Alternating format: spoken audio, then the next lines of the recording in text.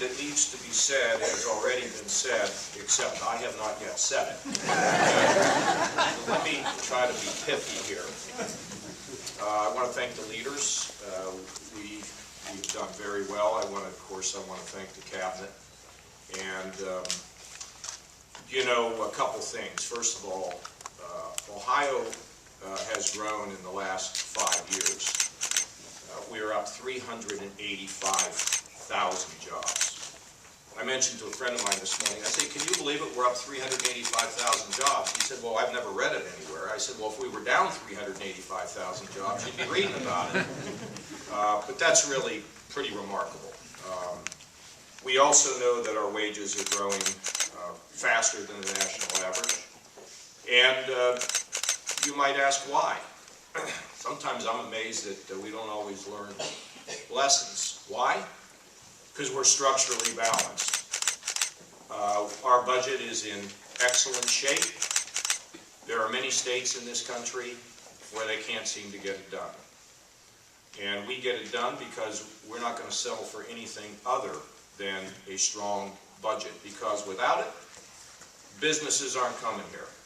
They're not going anywhere where they think the ground is going to shift under their feet. We're running a $2 billion surplus. Pretty remarkable.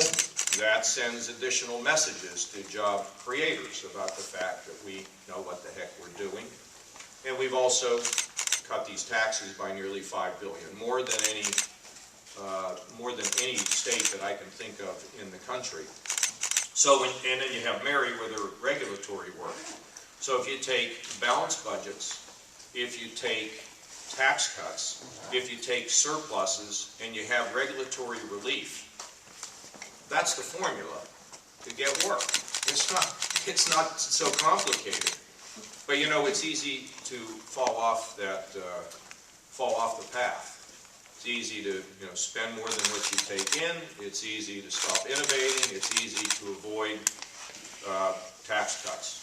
Now, I have to tell you that one of the things that really is working is, of course, we kill the income tax for small business. And we have to lower the income tax more. You know, with income taxes high, people they kind of look the other way. The states that grow the fastest are the ones that do the best. We are going to continue on tax reform. We have to tax consumption and reduce risk-taking, investment, and job creation. It's just the way it has to be. So we're going to continue to push for that, and that's tough. Tough for chambers. We've got members that say, not me, somebody else. But we have to lead on this. Because the lower that income tax is, the better we do. And I know members of the legislature say, why do we need to have low income taxes? Except in election years. Then they go, I kind of run literature that says I've got taxes. But it's tough, and the leaders will tell you, because they stand with me on the need to continue to bring these taxes down. It's really important, and it's important we stay structurally balanced, and if we didn't have a team to do it, we wouldn't be succeeding, and we wouldn't be up to 385,000 jobs. Now here's the other thing that's really great about it. You think about Amazon. Amazon, that was really important because we didn't do sales tax on the purchases of new equipment. We put that into place, you might recall, years ago. We were really attractive for Amazon. Think about those jobs. It's just fantastic. Think about now we got the people from Thailand coming and spending $100 million to figure if we're going to build a cracker facility. You know, people don't know what a cracker facility is.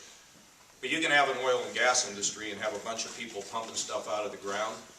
That's not where the jobs are. The jobs are when you take that material and you translate it into other kinds of materials. That's a place where you start making plastics and you do all these things that need to be done to drive advanced materials. And that didn't happen by accident, that we would have this. Of all the states in the country, they pick Ohio. Hopefully, as they spend their $100 million to determine the price of this project, they're going to be okay. And working with the labor unions to get this done. Operating engineers and the building trades, fantastic. And you think about, kind of what's happening in Wilmington. It's been pretty amazing. I mean, nobody has cared more about that. The only person that could care, Cliff cares the most I'm going to go right up there, and because it's just incredible to begin to see the rebirth, and there may be more good news coming out of Wilmington. So, and then we think about some of these other businesses, Fuyao coming from China. I mean, who would ever thought that Chinese company would come in and bail out an auto plant in Dayton, Ohio? And they have 1,500 jobs. So look, so we have the jobs coming, the wages are up, and it's all moving in the right direction. And that is fantastic. And let me tell you something. We didn't have jobs, Ohio, this wouldn't be happening. And why is that? Because we got smart people that can talk to CEOs and business decision makers in their same language. We don't have to take a remedial course in economics to be able to talk to a CEO. And then you have other people that surround this whole thing, including me. When I talk to CEOs, I'll tell you what I tell them. You come to Ohio? Great. We cut a ribbon? Great. You're our partner now. It's not the end of the day that you're here and then, you know, we kind of forget about it. We are excited to have you here, and we're going to work with you. And that, of course, involves workforce, where we've done, it's almost like one of the most boring things to think about, but it's one of the most important things to get things advanced. And Don Lazalier's done a fantastic job over there on workforce. Because if you don't have a workforce, they're not coming. I was in, I don't know, Keith, you were with me down in Lima, I think it was, where I said to the guy, I said, how's it going? He said, well, we have 100 job openings, but we don't have anybody to go to work. Nobody's skilled. I said, well, that's where we use the community colleges to train people. We'll get it done.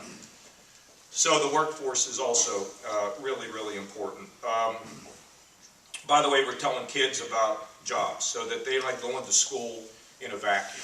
You know, they're not going to school just to go to school. They're starting to realize that they can get a job, and more kids are looking at the Ohio Means Jobs site and what these jobs pay and how you get one. It's cool, and we're pushing that all the way through, not only K through 12, but higher ed.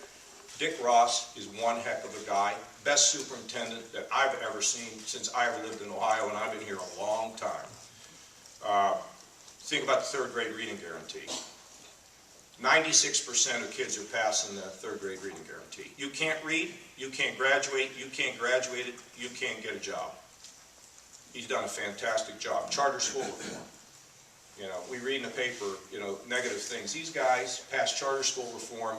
It's some of the toughest charter school reform in the country. Thank you, guys, for what you've done on that, working with us. Because we don't want bad charter schools. We don't want bad public schools. Maybe we ought to spend a little time thinking about them as well.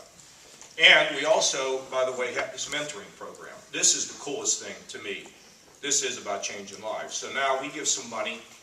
A group can come out and they can, you know, a business group and a faith-based group, or a values-based group, and we go into the schools and we adopt kids. You know what do? Tell them they're great. Tell them we love them. Tell them we care about them. Tell them what they're, you know, look at what you can be. Mentoring, you all have mentors in your lives, and you know that, that mentoring really makes a big difference. I can still remember those two barbers in McKees Rocks. I'd be walking by their shop and they'd yell out the door, "Hey, Johnny, you're going to be something someday." I haven't heard from them lately. I don't know if they think I went up or down. It's kind of